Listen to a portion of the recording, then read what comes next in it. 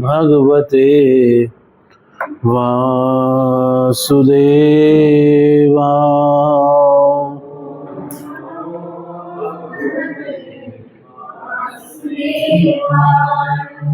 ओम नमो भगवते वासुदेवाय।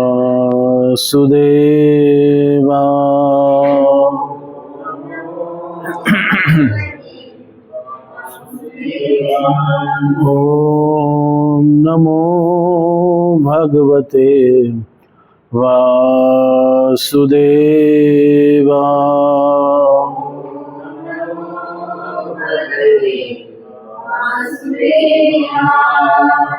नारायणं नमस्कृत्य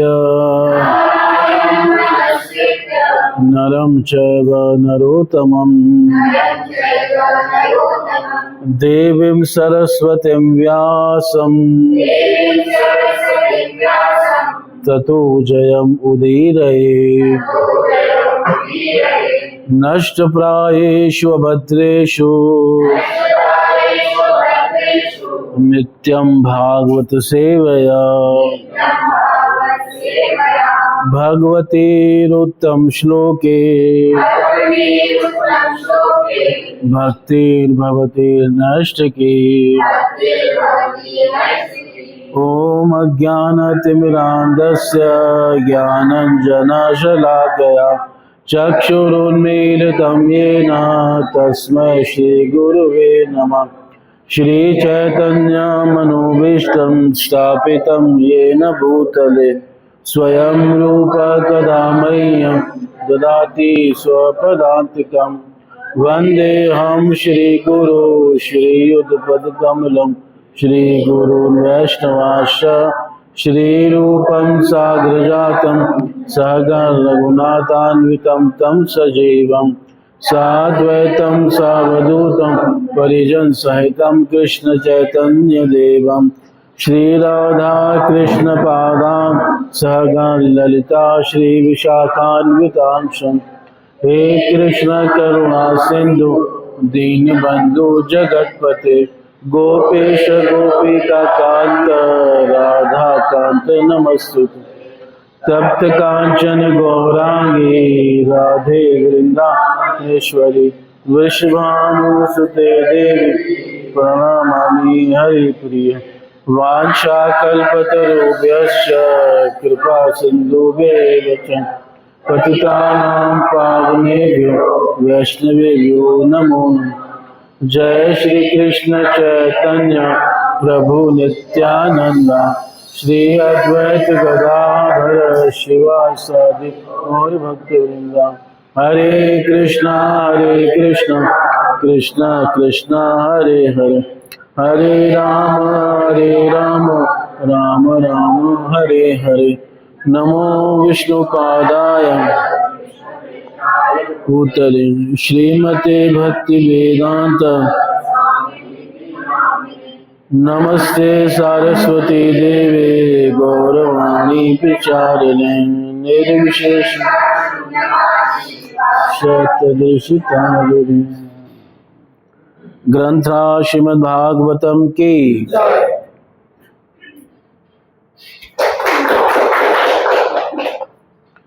ग्रंथा श्रीमद्भागवतम स्कंद 1 अध्याय 18 और श्लोक संख्या 47। अपापेषु स्वभृत्येषु बालेन अपक्वबुद्धिना पापं कृतं तद्भगवान् सर्वात्मा क्षन्तुम् अर्हति। अपापेषु स्वभृत्येषु बालेन पक्वबुद्धिना पापं कृतं तद्भगवान् सर्वात्मा क्षन्तुमर्हति। अपापेषु स्वभृत्येषु बालेन पक्वबुद्धिना पापं कृतं तद्भगवान् सर्वात्मा क्षन्तुमर्हति। अपापेषु स्वभृत्येषु बालेन पक्वबुद्धिना पापं कृतं तद्भगवान्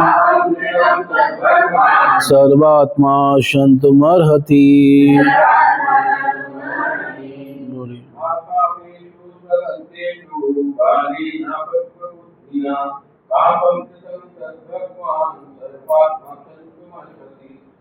पापेषु स्वगृद्धेषु बालेन पक्वबुद्धिना पापं कृतं तद्भगवान् सर्वात्मा क्षन्तुम् अर्हति। अपापेषु स्वगृद्धेषु बालेन पक्वबुद्धिना पापं कृतं तद्भगवान् सर्वात्मा क्षन्तुम् अर्हति।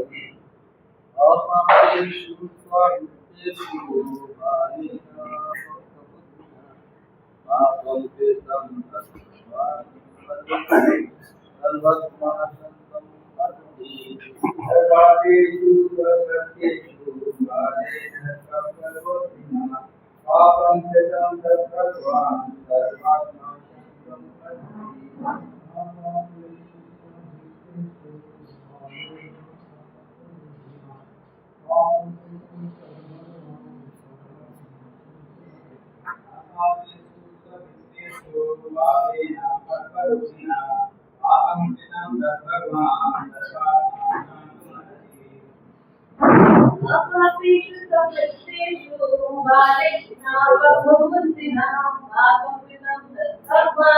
सर्वात्मा क्षन्तुम् अर्हति। अपापेषु स्वगृद्धेषु बालेन पक्वबुद्धिना पापं कृतं तद्भगवान् सर्वात्मा क्षन्तुम् अर्हति।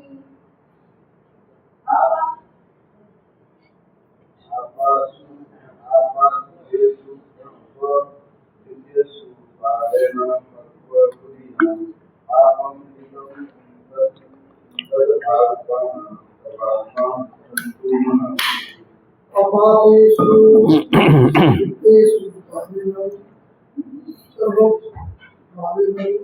पक्वबुद्धिना पापं कृतं तद्भगवान् सर्वात्मा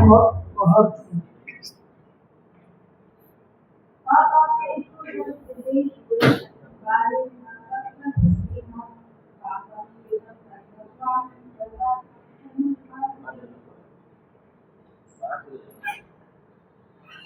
तो इसका शब्दार्थ, अनुवाद और तात्पर्य जगत गुरु श्रील प्रभुपाद महाराज जी के द्वारा। श्रील प्रभुपाद महाराज जी की। तब ऋषि ने सर्वव्यापी श्री भगवान से अपने अपरिपक्व तथा बुद्धिहीन पुत्र को क्षमा करने हेतु प्रार्थना की, जिसने ऐसे व्यक्ति को शाप देने का महान पाप किया था, जो समस्त पापों से मुक्त था और पराश्रित एवं सभी प्रकार से रक्षा किए जाने के योग्य था। तो अब वो ऋषि जो हैं भगवान से ही क्या मांग रहे हैं? प्रार्थना कर रहे हैं, क्षमा मांग रहे हैं।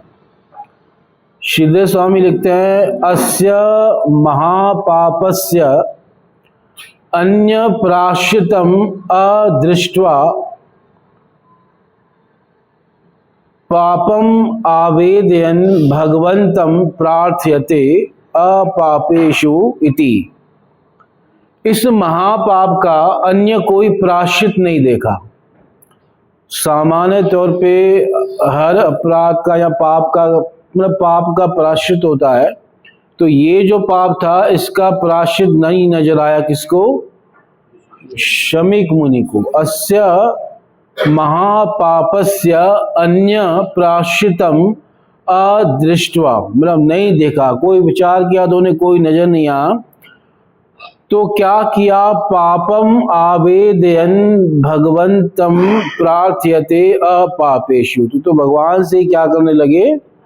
प्रार्थना करने लगे। और क्या कहने लगे? अपापेषु स्वभृत्येषु। अपापेषु जो हैं वो प्रार्थना कर रहे हैं जो पाप से हीन हैं। अपापेषु उनके लिए शब्द है, और जो भगवान के क्या है? भक्त हैं। स्वभृत्येषु, तो इस बालक ने जो शाप दिया है, बाले न अपक्व बुद्धि न पापम कृतम तद भगवान, वो जो उसने पाप किया है उसको भगवान क्या करें? क्षमा करें। हाँ।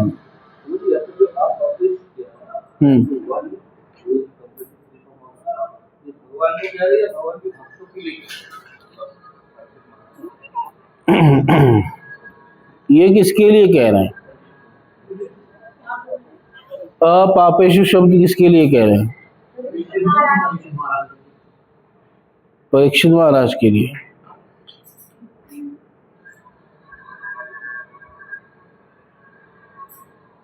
इसमें श्री पाद वल्लभाचार्य जी लिखते हैं इस श्लोक की टीका में, किम च भगवद द्रोहे भगवान क्रुध्यति। अगर कोई भगवान का द्रोह करेगा, भक्त द्रोह करेगा, तो भगवान उससे क्या हो जाएंगे? क्रुद्ध हो जाएंगे। किम च भक्त द्रोहे भगवान क्रुध्यति। भक्तों के द्रोह से भगवान क्या हो जाते हैं? क्रुद्ध हो जाते हैं। तेन सर्वनाशो भविष्यति इति, और उससे क्या हो जाएगा? हमारा सर्वनाश हो जाएगा। अगर भगवान क्रुद्ध हो गए तो क्या हो जाएगा? सर्वनाश हो जाएगा। भीतः सन, इसलिए शमीक मुनि बहुत डर गए और भगवंतम प्रार्थयते, भगवान से क्या कर रहे हैं? प्रार्थना कर रहे हैं। अपापेषु इति, हे भगवान, हे प्रभु, स्वभृत्येषु तव भृत्येषु, जो आपका भृत्य है, आपका दास है, पाल्य भृत्येषु, जो आपका पाल्य है, और त्वया विचार्य माने, ना, ये जो कि विचार करने वाला नहीं है अभी। कौन विचार करने के लायक नहीं है?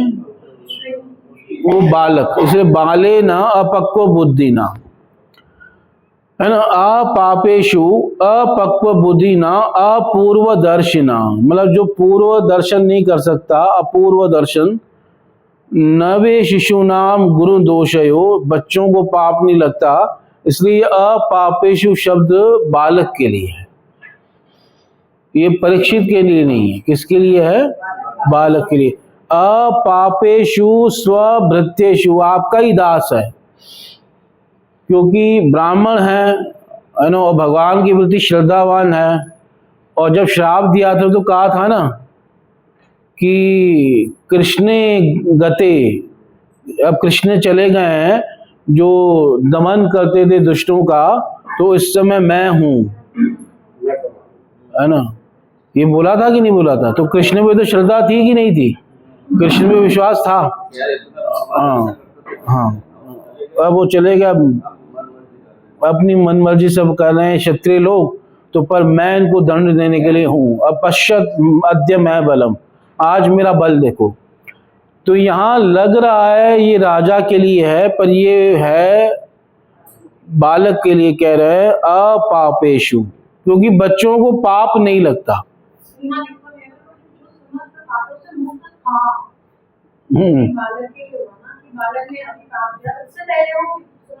हाँ, और वैसे भी बच्चों को, है ना, वल्लभाचार्य जी लिखते हैं, नवे शिशु नाम गुण दोषयो, जो शिशु होते हैं उनको गुण और दोष नहीं लगता।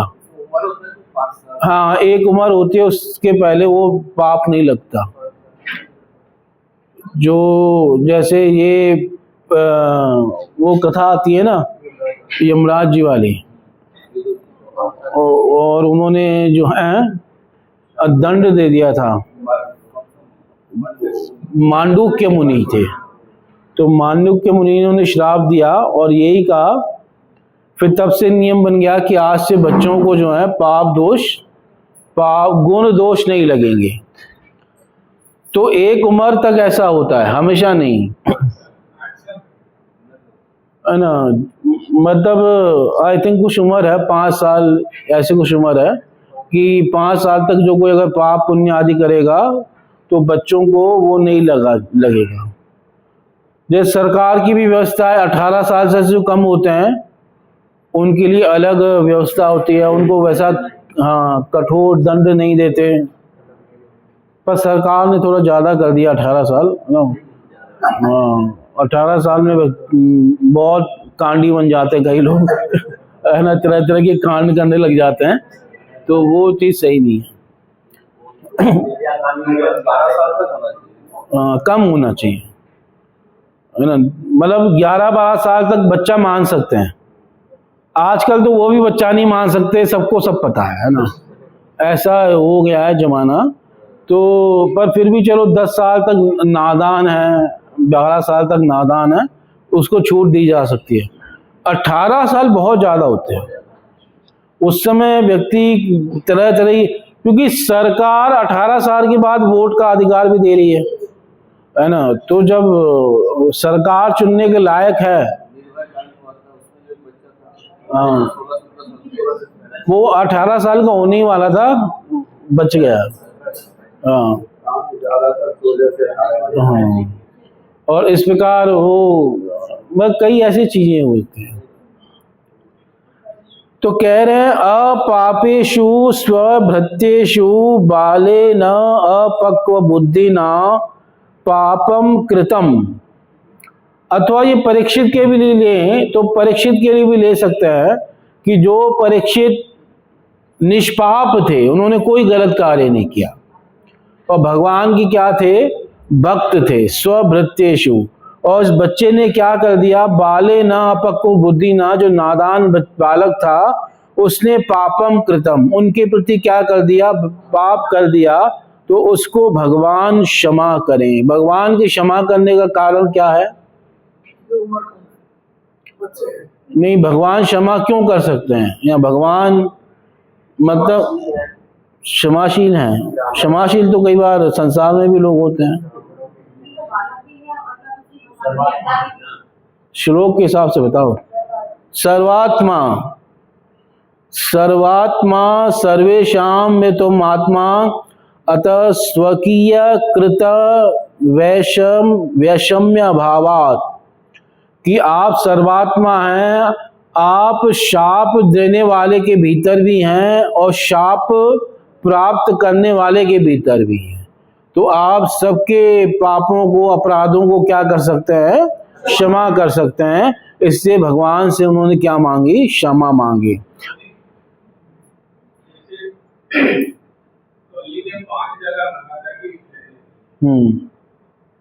हाँ ये ऋषि पुत्र का पास तो ये 5 जगह में तो कुछ था ही नहीं, लेकिन उसका मतलब हम तरीके से उसने बिना देखे बिना सोचे इतना बड़ा एक्चुअल में तपस्या का जो है, ब्रह्म बल का, ब्रह्म तेज का अभिमान हो गया, है ना। बच्चा था, बालक था, तो उसको ब्रह्म तेज का अपना घमंड था, इसलिए उसने कहा ना कि पश्य मैं बलम, मेरा बल देखो, और अपनी तुलना वो किससे करने लगा, भगवान से करने लगा। कह रहा ना कृष्ण चले गए तो क्या हो गया, मैं तो अभी हूं ना संसार में, तो हाँ मैं संभालूंगा कृष्ण के जाने के बाद। तो इस प्रकार से अहंकार के कारण, जब अहंकार व्यक्ति करता है तो बाकी सब दोष अपने आप आ जाता है। जैसे व्यक्ति को एक दोष चाहिए होता है, बाकी दो, जैसे आपके पास धन आ गया ना, बाकी दोष अपने आप आ जाएंगे। हाँ, तो सब दोष आ जाते हैं, अहंकार से भी आते हैं। अब धन आ गया तो फिर वो भाई नशा भी आएगा, दारू वगैरह भी आएगी, स्त्री वगैरह भी आएगी, अहंकार, सब चीजें अपने आप आ जाएंगी। इस प्रकार कई ऐसे अवगुण हैं, एक अवगुण आ गया तो बाकी चीजें अपने आप आ जाएंगी, उसको फॉलो करते करते। ऐसे पद है, पद आ गया तो बाकी सब चीजें अपने आप आ जाएंगी। ऐसे धन है, धन आ गया तो बाकी चीजें अपने आप आ जाएंगी।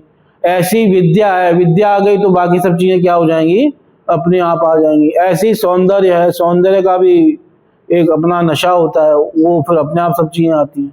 ऐसे ही अभिमान है, अहंकार है, हाँ, तो बल है तो वो सब चीजें अपने आप आ जाती हैं। इस प्रकार से तो इसको अपने बल का अभिमान हो गया, ब्रह्म तेज का अभिमान हो गया, तो इसलिए उसने वो कार्य कर दिया। जरूरी नहीं है कि कलयुग का साक्षात लक्षण किसी में दिखाई दे। कलयुग के असाक्षात लक्षण, अहंकार आदि, ये भी लोगों को क्या कर सकते हैं, नीचे गिरा सकते हैं।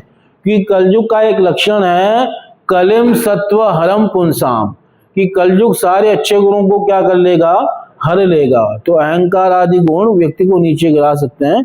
तो इसलिए कह रहे हैं कि भगवान आप समर्थ हैं, आप सर्वात्मा हैं, तो इस पाप को आप क्या कीजिए, क्षमा कीजिए। शंतुम अर्हति, शंतुम अर्हति, अर्हति का मतलब आप योग्य हैं क्षमा करने के।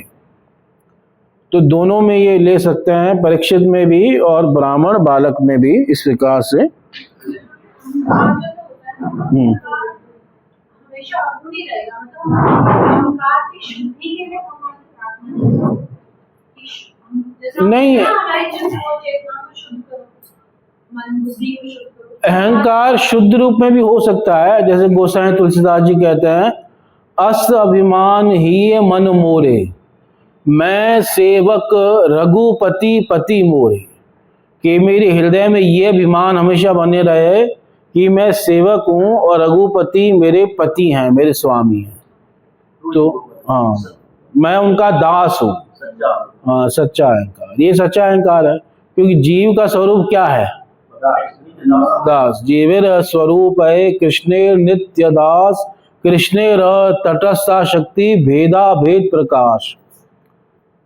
सेई जीव कृष्ण बोली, सेई जीव अनादि बहिर्मुख, अतएव माया तारे दे संसार दुख। कि वही जीव जो भगवान का दास है, भगवान की शक्ति है, कृष्ण को बोल के क्या बन गया है, अनादिकाल से बहिर्मुख है, और से माया उसे तरह तरह के क्या देती है, दंड देती है, कष्ट देती है। अतः माया तारे दे, है ना। इस प्रकार से जीव जो है कृष्ण का दास है। तो अपापेषु सवृत्तेषु बाले न पक्व बुद्धि न पापम कृतम तद भगवान सर्वात्मा शंतुम अर्हति। इसलिए एक उपाय ये भी है, जैसे कई बार किसी से गलती हो जाए, अपराध हो जाए और पता ना हो किसके प्रति अपराध है, तो कई बार यहाँ पता भी हो इसके प्रति अपराध किया, पाप किया है, पर हम उससे बोल नहीं सकते हो, या वो हमसे दूर हो, या कोई भी ऐसी व्यवस्था हो, तो भगवान से भी क्षमा मांगी जा सकती है। सर्वात्मा भगवान, सर्वंतर्यामी भगवान से भी, क्योंकि भगवान सबके हृदय में परमात्मा रूप से हैं, तो इसलिए सर्वांतर्यामी भगवान से क्या मांग रहे हैं, क्षमा मांग रहे हैं। पापम कृतम तद भगवान सर्वात्मा शंतुम अर्हति, क्योंकि ये परीक्षित के पास जा नहीं सकते, तो इसलिए वहीं बैठे वो क्षमा मांग रहे हैं।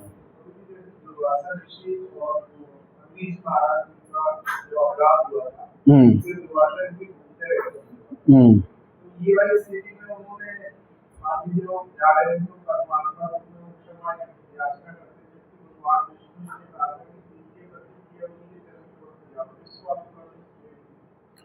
इसको मतलब पहली बार तो वो क्षमा मांग ही नहीं रहे थे ना, दुर्वासा मुनि नहीं मांग रहे थे, क्योंकि वो तो भागे जा रहे थे, अपने आप को चक्र से बचाने, चक्र की आग उन्हें इतना जला रही थी, सुदर्शन चक्र की, कि वो सबके पास गए कि मेरी रक्षा करो, है ना, रक्षा करने की प्रार्थना कर रहे थे, वो क्षमा नहीं मांगी उन्होंने। तो भगवान ने फिर कहा कि आप ऐसा कीजिए, उन्हीं के पास जाइए, वही आपकी रक्षा करेंगे। तो तब वापस वहीं आए पर अम्बरीश महाराज के पास।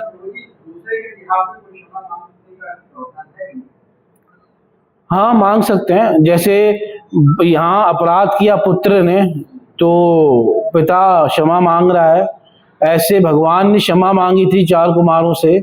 जय विजय ने जब अपराध किया था, तो भगवान ने कहा कि मेरे दासों ने, जो आपका पार्षदों ने जो आपका अपराध किया है, उसे मैं अपने द्वारा किया हुआ मानता हूं। तो ये भी एक है जो अपने अधीन व्यक्ति होता है। जैसे मान लो कोई बॉस है और उसके अधीन कोई व्यक्ति है, वो किसी आने वाले का अपमान कर देता है या उसका सम्मान नहीं करता, तो कई बार बॉस माफी मांगता है कि भाई इसको पता नहीं था तो इसलिए क्षमा कीजिएगा। तो ऐसे होता है।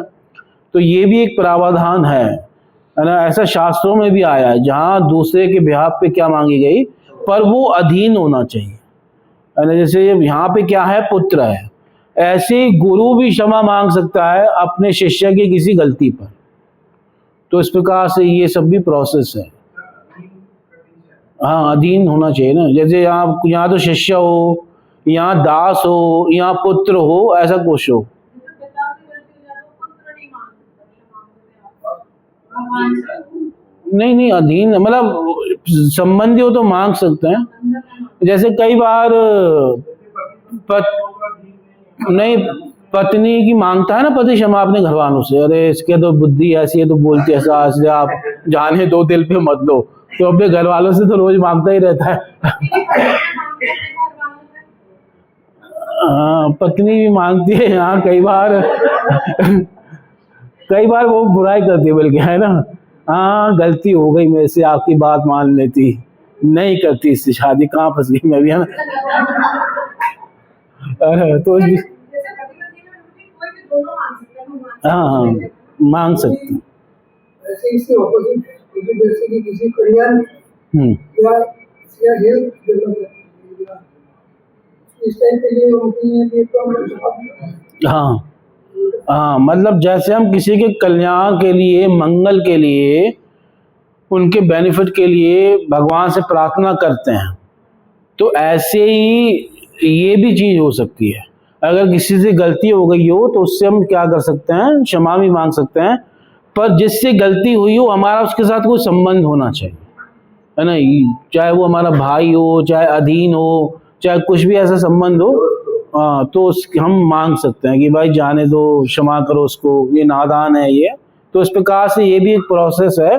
और उन्होंने भगवान से क्या की, क्षमा मांगी, यानी उस व्यक्ति से भी क्षमा नहीं मांगी। किससे क्षमा मांगी, भगवान से। पर किस भगवान से, परमात्मा से, सर्वांतर्यामी। इसलिए सर्वात्मा शब्द महत्वपूर्ण है कि पापम कृतम तद भगवान सर्वात्मा शंतुम हरति, क्योंकि सर्वात्मा दोनों के भीतर है, श्राप देने वाले के भीतर भी है और जिसको शाप मिला है उसके भीतर भी है।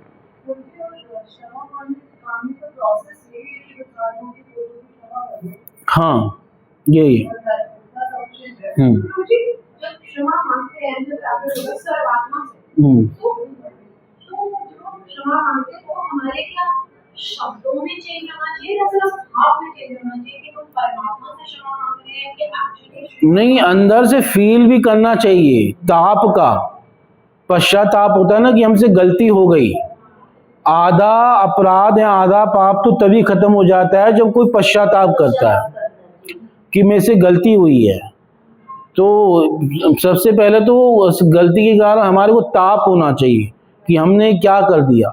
तो ऐसे ही नहीं कि बस बाहर से ऊपर से बोल दो और अंदर कोई फीलिंग ही ना हो, ऐसा नहीं। पूरा अंदर फील जब आप करो तभी वो क्षमा मानी जाती है, ऐसे क्षमा नहीं मांगी जाती है।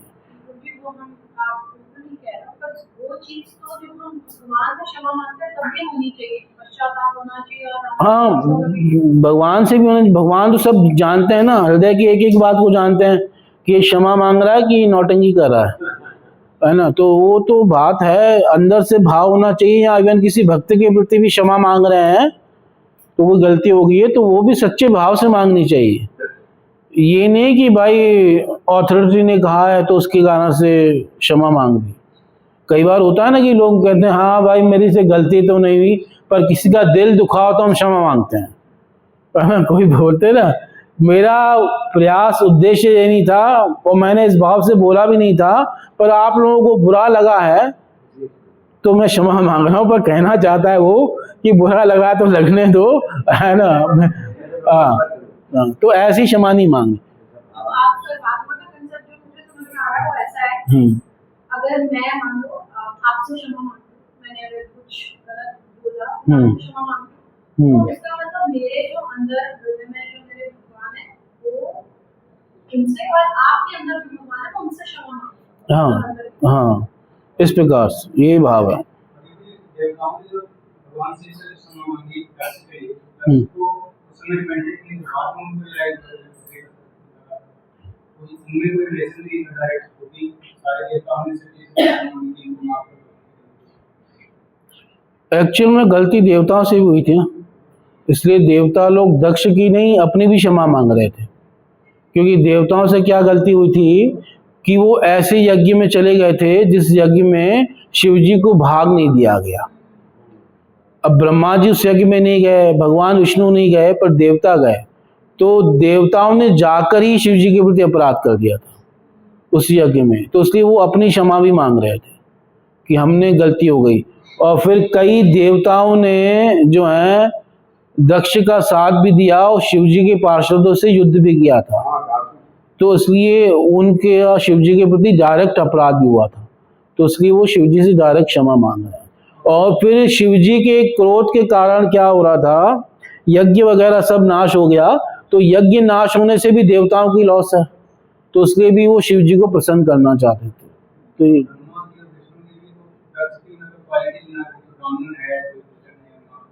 हाँ गिना रहे थे, पर वो गए नहीं थे यज्ञ में। उन्होंने यज्ञ क्या क्या कर दिया था, विरोध कर दिया था, बहिष्कार कर दिया था, इसलिए वो गए ही नहीं थे। उनको पता था कि ये होने वाला है, तो गए ही नहीं थे। और वो हाँ गुण गिना रहे थे, इसलिए गिना रहे थे कि ताकि शिव जी भगवान इसके ऊपर कृपा करें और उसका मतलब ये दंड थोड़ा सा देकर इसको खत्म करें इस बात को, और ये जो है यज्ञ आदि जो है ये दोबारा शुरू होना चाहिए इस प्रकार से। ये तात्पर्य प्रत्येक व्यक्ति अपने पवित्र या पाप में कार्य के लिए जिम्मेदार होता है। शमीक मुनि को यह पूर्व से दिख गया कि उसके पुत्र ने महाराज परीक्षित को शाप देकर महान पाप किया है, क्योंकि वे एक पवित्र शासक थे और महाभागवत होने के कारण समस्त पापों से मुक्त थे, अतः वे ब्राह्मणों द्वारा रक्षणीय थे। जब भगवत भक्त के प्रति अपराध किया जाता है तब उसके फलों से छुटकारा पाना अत्यंत कठिन होता है। सामाजिक व्यवस्था के प्रधान पद पर होने के कारण ब्राह्मणों का कर्तव्य है कि वे अपने आश्रितों को सुरक्षा प्रदान करें, न कि शाप दें। ऐसे अवसर आए हैं जब ब्राह्मण ने अपने अधीन क्षत्रिय या वैश्य को उग्र शाप दिया है, किंतु महाराज परीक्षित के साथ ऐसी कोई बात नहीं थी। जैसे कई बार ब्राह्मणों ने क्षत्रियों को शाप दिया है, जैसे भृगु आदि मुनि ने एक दुष्ट राजा थे, उनको क्या कर दिया, शाप से नष्ट कर दिया। कौन से राजा थे, वेन, राजा वेन को उन्हें श्राप दे के नष्ट कर दिया था। ऐसे कई और प्रसंग आते हैं जहाँ जो है ब्राह्मणों ने क्षत्रियों को क्या दिया है, शाप दिया है। जैसे वशिष्ठ ने शाप दिया था जो है राजा सत्यव्रत को, जो सशरीर स्वर्ग जाना चाहते थे, और सशरीर वो स्वर्ग के लिए वशिष्ठ ने यज्ञ बंद कर मना कर दिया, तो वो किसके पास चले गए, विश्वामित्र के पास। और विश्वामित्र ने कहा हाँ मैं तुम्हें सशरीर स्वर्ग पहुंचा दूंगा। तो बाद में उनको जो है श्राप मिला चंडाल होने का, और चंडाल बन गए थे। नहीं, सत्यव्रत महाराज, और चंडाल बन गए। तो जब स्वर्ग उन्हें पहुंचा दिया विश्वामित्र ने, पर वहां से देवताओं ने उनको लात मार के नीचे गिरा दिया। ये कथा आती है ना, हाँ एक नया, फिर वो नीचे गिरने लगे तो विश्वामित्र ने अपने तपोबल से उनको वहीं रोक दिया और कहा रुक जाओ, मैं तुम्हारे लिए यही स्वर्ग बना देता हूँ। तो एक नवीन स्वर्ग बना दिया। सत्यव्रत है शायद, त्रिशंकु उनका नाम बाद में पड़ा, पहले शायद सत्यव्रत ने ऐसे कुछ नाम था उनका, देखना पड़ेगा। भागवत में नवस्कंद कथा आती है। तो वो जब वहां से उल्टे लटके हुए हैं, और आज भी कहते हैं उल्टे लटके हुए हैं, बीच में फंसे हुए हैं, ना स्वर्ग के रहे ना नीचे के रहे, है ना, उल्टे लटके हुए हैं। और वो उनके मुंह से एक लार निकलती रहती है, तो एक स्थान पे गिरती है, उस स्थान को अपवित्र माना जाता है, और वो है मगध। मगध कहीं है तो है ना, वो स्थान क्या माना जाता है, अपवित्र। जैसे काशी सबसे पवित्र मानी जाती है ना, ऐसे मगध क्या माना जाता है, अपवित्र माना जाता है। मतलब वो उन्होंने गलती ये की थी, वो शास्त्र विरुद्ध कार्य करना चाहते थे। आज तक कोई सशरीर स्वर्ग नहीं जाता, शरीर त्याग करके ही स्वर्ग जा सकता है कोई। नहीं, देखो वो जो गए थे वो जाकर फिर वापस आ गए, जैसे मान लो अर्जुन आदि गए थे वो वापस आ गए। पर ये जो है मतलब वहीं मतलब जैसे मरने के बाद गति होती है ना, तो ऐसे सशरीर जाना चाहते थे तो उन्होंने मना कर दिया था।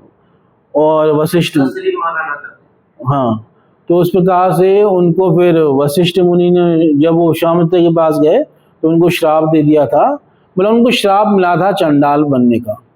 तो ऐसे कई बार श्राप दिया, जैसे शुक्राचार्य ने श्राप दिया बलि महाराज को, दिया कि नहीं दिया, कि तुम सारी संपत्ति से क्या हो जाओगे, विहीन हो जाओगे, और ये तुम्हारा सब कुछ छीन लेंगे। तो ऐसे कई जगह श्राप दिया गया। पर जो भी हो, यहाँ परीक्षित श्राप देने के योग्य नहीं है, उनको श्राप नहीं देना चाहिए था। तो यहाँ पे ये कह रहे हैं प्रभुपाद जी, हाँ, कर्ण को भी दिया था परशुराम जी ने श्राप, कि जिस दिन तुम्हें मेरी विद्या की सबसे ज्यादा जरूरत होगी उसी दिन तुम उसको क्या करोगे, भूल जाओगे। इस प्रकार से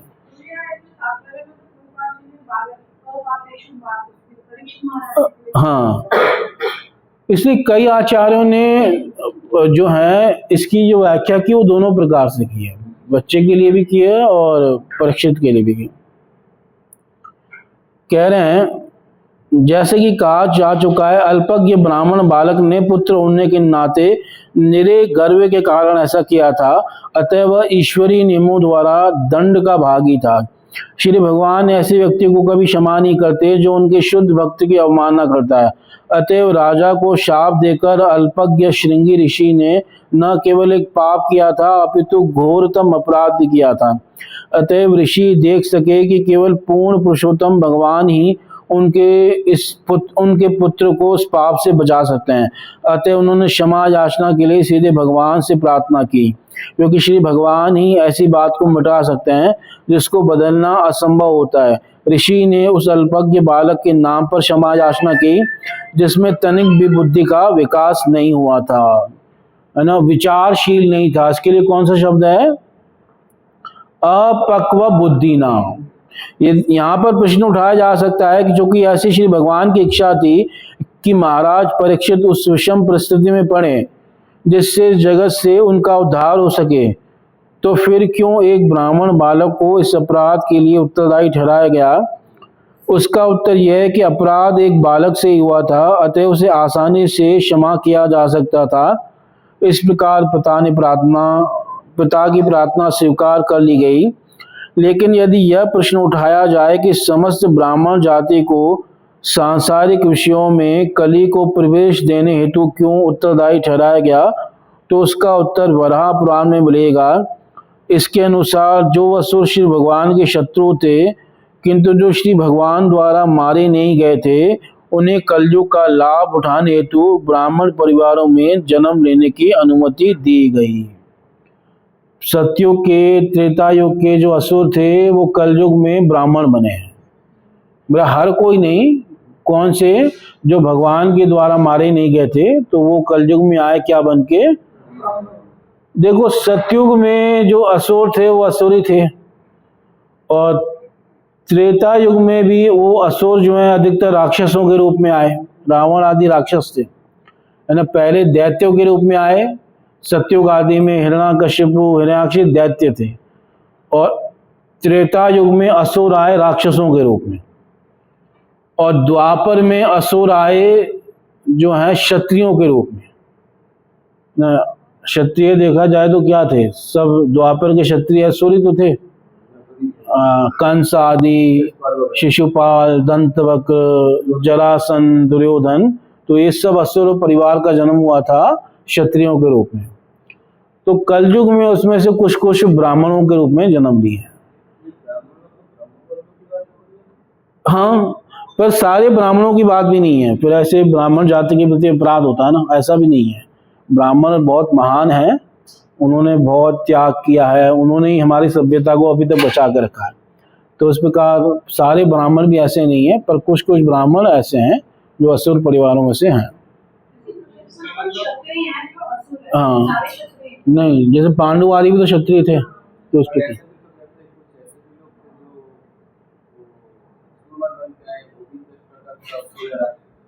वो तो है ही, उसमें तो कोई डाउट ही नहीं।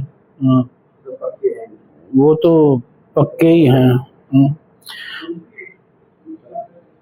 जो मारे गए थे भगवान की स्तुति, तो उसका तो जैसे तैसे उसको हाँ, उद्धार हो गया ना। जो कलयुग में ब्राह्मण परिवार में तो उनको अधिनाम जो चल रहा है उसको बेनिफिट देने के लिए किया गया, ऐसी के साथ मानते हाँ, बिल्कुल पा सकते हैं, क्योंकि पहले वाले तो भगवान के हाथों से मर करके उनका उद्धार हो गया।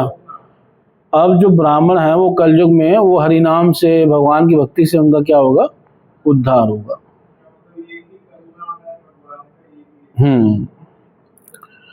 उन्हें कलयुग का लाभ उठाने हेतु ब्राह्मण परिवारों में जन्म लेने की अनुमति दी गई। परम दयालु श्री भगवान ने उन सबको पवित्र ब्राह्मणों के परिवार में जन्म लेने का अवसर प्रदान किया जिससे वे मोक्ष लाभ कर सकें, लेकिन असुरों ने इस अवसर का लाभ उठाने के बदले ब्राह्मण होने के गर्व से फूलकर ब्राह्मण संस्कृति का दुरुपयोग किया। इसका ज्वलंत उदाहरण शमीक मुनि का पुत्र है। इसके द्वारा ब्राह्मणों के सभी अल्पज्ञ पुत्रों को आगाह किया जाता है कि वे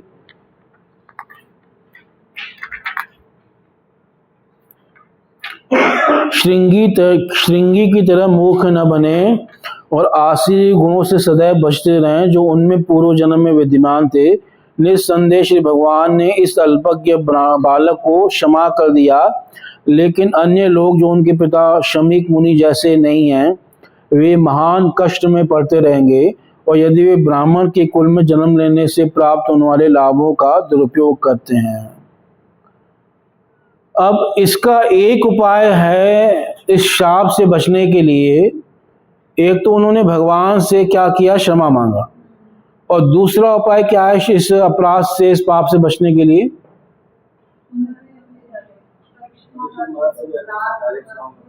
नहीं, दूसरा उपाय ये है, तब भी इससे बच सकते हैं कि बदले में परीक्षित भी वैसी कार्रवाई करें, परीक्षित भी श्राप दे दें, तो श्राप से क्या हो जाएगा, दोनों ने एक दूसरे को, जैसे कहते हैं ना, तूने गाली दी तो मैंने भी गाली दे दी, है ना।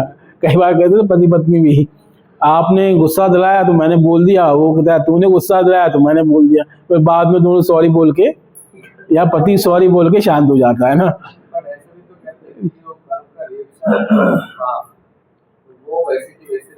नहीं, पर इससे कट जाता है। देखो, अगर किसी ने आपके प्रति अपराध किया और आप चुप रह गए तो वो अपराध उसको नाश कर देगा, और अगर आपने एक्शन का रिएक्शन कर दिया तो थोड़ा उसमें क्या हो जाएगी, बराबरी हो जाएगी कि उसने किया आपने भी बदले में कर दिया।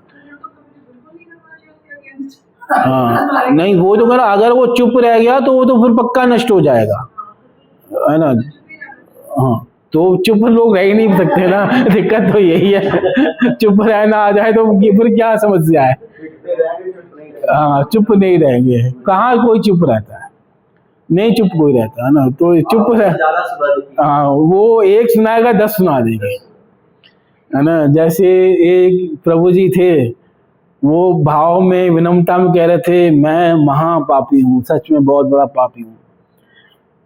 तो एक माता जी थी, तो उन्होंने कहती हाँ प्रभु जी आप सचमुच में महापापी हो।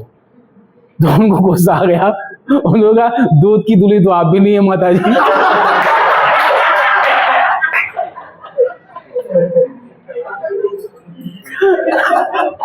तो कई बार क्या होता है, झूठ मूठ की विनम्रता दिखाई जाती है। तो उसने कह दिया कि हाँ मैं पापी हूँ, तो माता जी हाँ सच में पापी है प्रभु जी आप। उनको गुस्सा आ गया, मतलब उनको अपेक्षा थी कि वो कहेंगे कि नहीं आप पापी नहीं है, आप महान है, ये है। उल्टा उन्होंने कहा हाँ सच में। तो उन्होंने कहा दूध किसी लिए तो तुम भी नहीं हो। तो कहने का भाव यह है कि अगर परीक्षित भी वैसे ही श्राप दे तो बदला मतलब उससे बच सकते हैं, उतना बड़ा अपराध नहीं होगा। पर परीक्षित शाप नहीं देंगे, क्यों नहीं देंगे? तो उसका उत्तर श्लोक में दिया गया 48 में।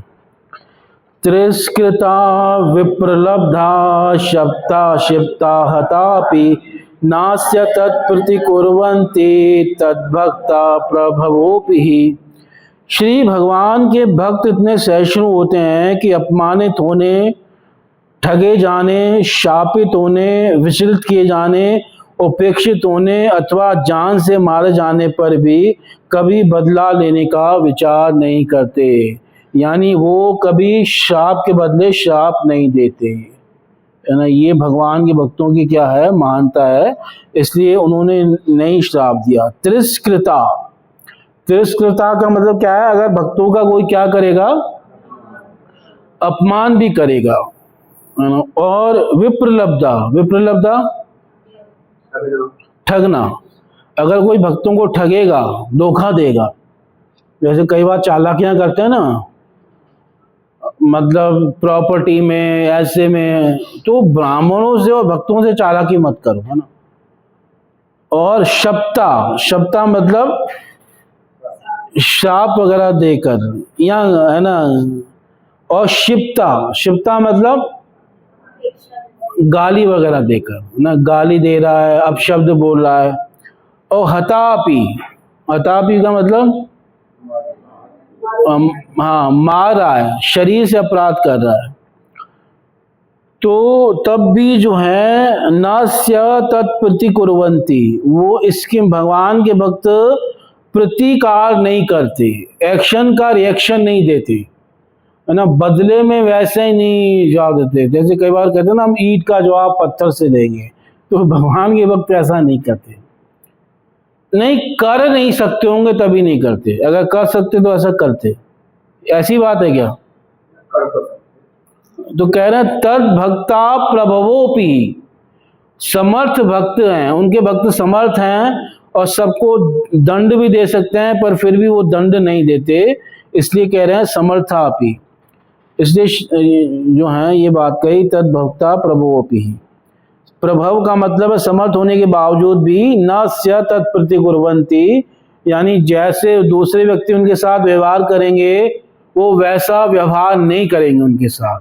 और इसके कई प्रमाण हैं। जैसे जड़ भरत ने, रहुगण ने जरद भरत के प्रति अपराध किया, अपमान किया, उनको कई जो है इस प्रकार से, मतलब जैसे कोई वो मारता है ना, उसको क्या कहते हैं, ताना वगैरह ऐसे मारता है कि हाँ तुम तो भाई कमजोर हो, हाँ पालकी उठा रहे थे और बहुत देर से पालकी उठा के लाए हो ना, क्या करें, और जवान भी नहीं रहे, मतलब उल्टा बोल रहा था। वो कमजोर भी नहीं थे, है ना, वो सही थे, और साथ में वो बहुत देर से भी पालकी नहीं उठाए हुए थे, अभी भी पालकी में उनको जोता गया था, और वो बूढ़े भी नहीं थे, क्या थे, जवान थे।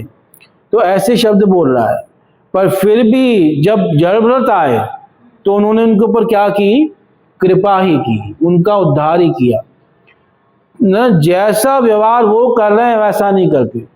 जैसे धृतराष्ट्र ने जीवन भर विदुर जी के साथ कोई अच्छा व्यवहार नहीं किया, पर फिर भी विदुर जी ने क्या किया, धृतराष्ट्र के साथ आए तो उनका उद्धार ही किया। तो इस प्रकार से भगवान के भक्त बदलेगी। जैसे रावण ने विभीषण के साथ गलत व्यवहार किया, लाते मार के निकाला, है ना, पर विभीषण ने क्या किया, वैसा नहीं किया, उन्होंने फिर भी रावण के हित की बात सोची। तो इस प्रकार से भगवान के भक्त जो हैं वो बदला नहीं लेते किसी से। प्रहलाद जी ने भी ऐसा किया।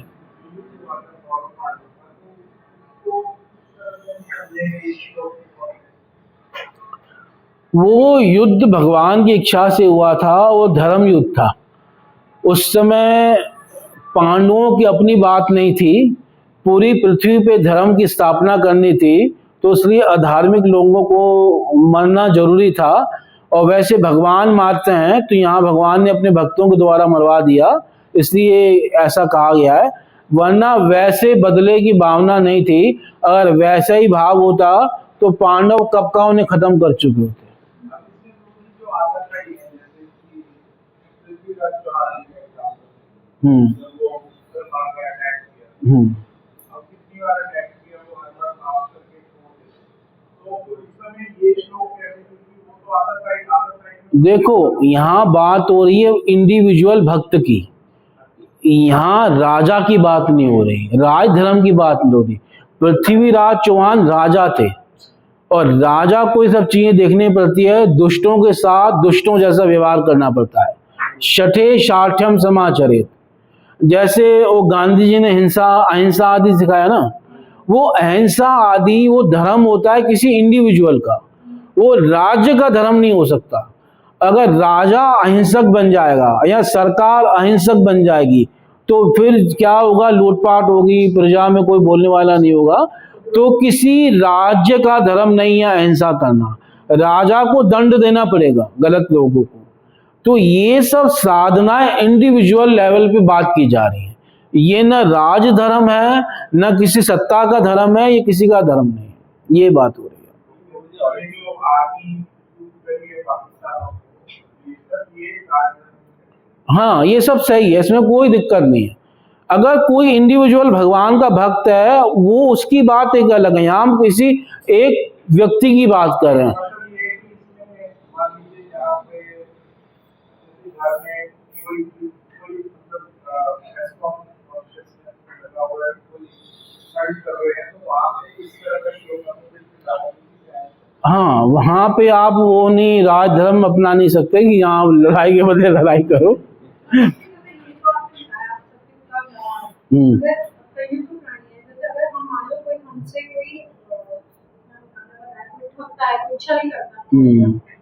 हम मान लो उसके लिए कोई बुरा विचार ना लाए, लेकिन हम उसको कुछ नहीं करें, टिट फॉर टैट नहीं करें, लेकिन मन में ये भाव तो आता है अगर हम नहीं भी करें कि कृष्णा देखेंगे हम कृष्णा।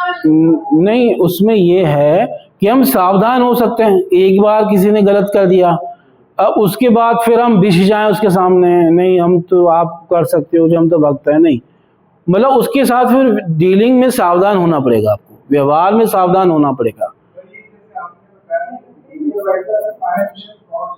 जैसे नॉर्मली रिश्तेदार करते हैं, हाँ केस में काम तो किया नहीं जा सकता है कि आगे केयरफुल हो जाएगी, अगली बार हाँ वो बस सावधान किया हो सकते हैं।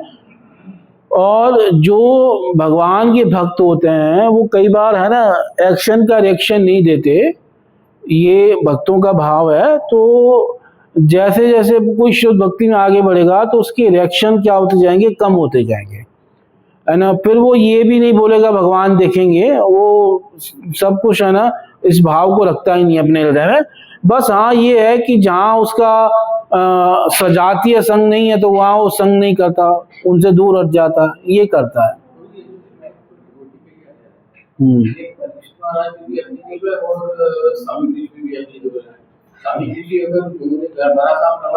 हाँ उन्होंने कुछ नहीं दिया, उन्होंने भी नहीं दिया, दोनों भक्तों के ऊपर है ना। ये सामान्य व्यक्तियों के ऊपर लागू ही नहीं होता इस प्रकार।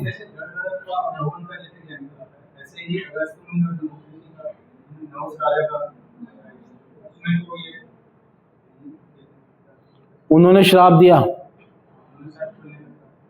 हाँ उन्होंने श्राप दिया। उसका कारण था कि जो है वो उस समय क्या कर रहे थे, पालन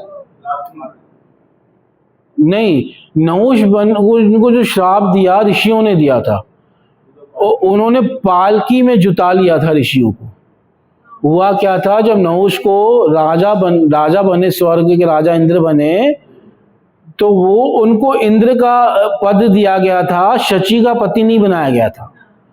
उसके अंदर शची को भोग करने की कामना जागी और वो नहुष क्या कह रहा है, शची के पास प्रस्ताव रखता है कि अब मैं इंद्र बन गया हूं तो तुम मुझे स्वीकार करो।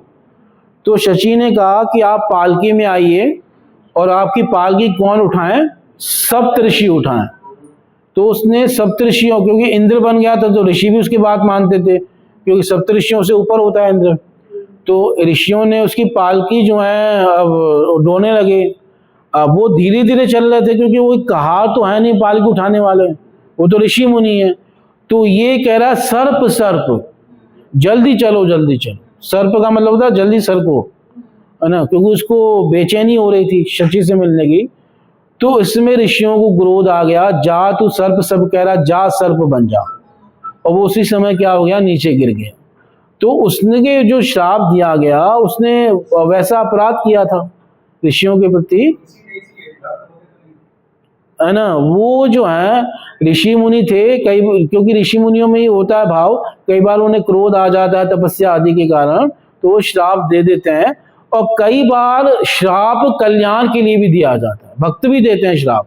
जैसे नारद जी ने श्राप दिया ना नलकूबर और मणिग्री को, पर वो जब श्राप देंगे तो श्राप से क्या हो जाएगा, उद्धार हो जाएगा।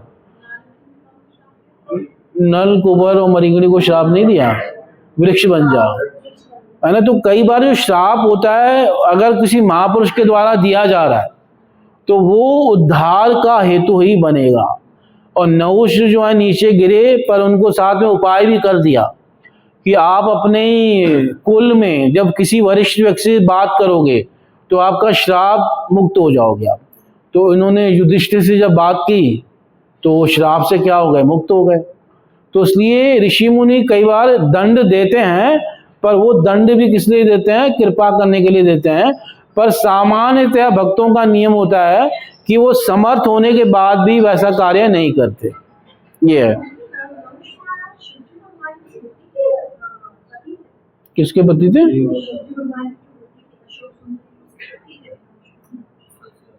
अच्छा, नहीं ये देखना पड़ेगा, मुझे नहीं पता।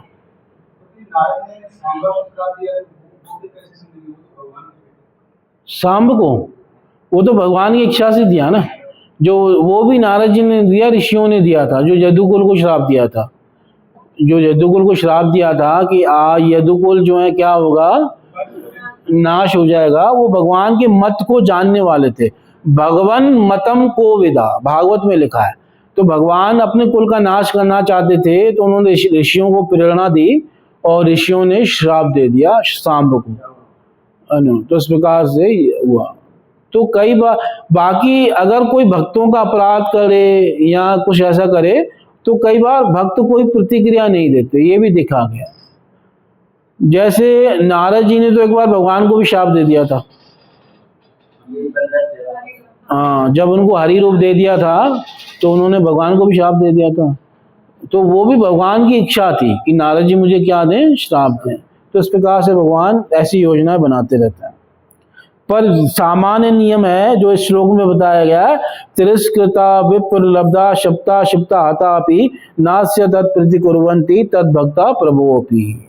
तो समय हो गया, इसका तात्पर्य फिर कल पढ़ेंगे। आप सबका बहुत बहुत धन्यवाद। हरे कृष्णा। ग्रंथ राव श्रीमद् भागवतम की, जगत गुरु श्रील प्रभुपाद महाराज जी की निताई गौर Premanand. Hare Krishna, Krishna Krishna, Hare Hare, Hare Ram, Ram Ram, Hare Hare.